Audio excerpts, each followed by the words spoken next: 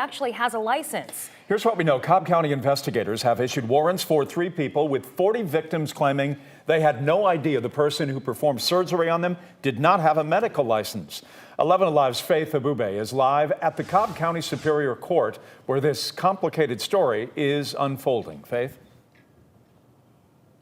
And the man accused of pretending to be a doctor in this case was taken into custody this afternoon right here at the Cobb County Courthouse. Nathaniel Johnson walked into court suit and tie, hoping a judge would allow him to stay out of jail on a previous bond. Last time he got out of custody, he went right back to work stealing from people. But within 45 minutes, the state's arguments persuaded a judge to put the Fulton County man in custody with an additional $45,000 bond.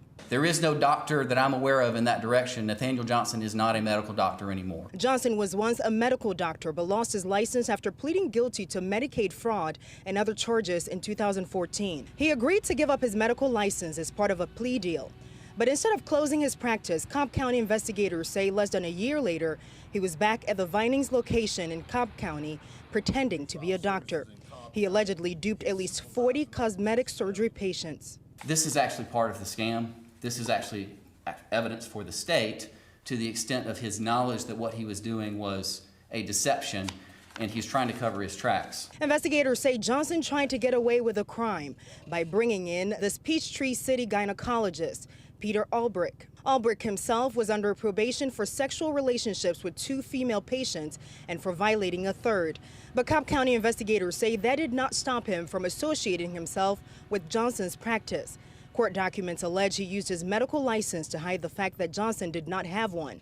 He's accused of allowing Johnson to put his name on paperwork, allowing Johnson to put prescriptions in his name even though he never saw some of the patients, and giving Johnson instructions while he allegedly operated on patients. Johnson's attorney argues the case is bogus. One of the things you learn about people who get cosmetic surgery is they don't like themselves. That's why they get it. They are not satisfied with themselves.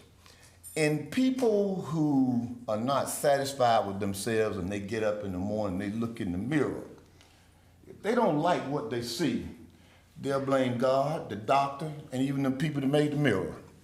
So we have to understand that this is the basis of this particular indictment.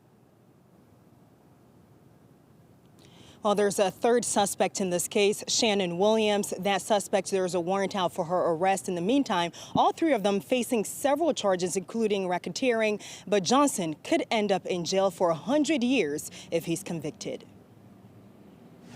He took off running into the woods. I don't know. I have a baby with me already.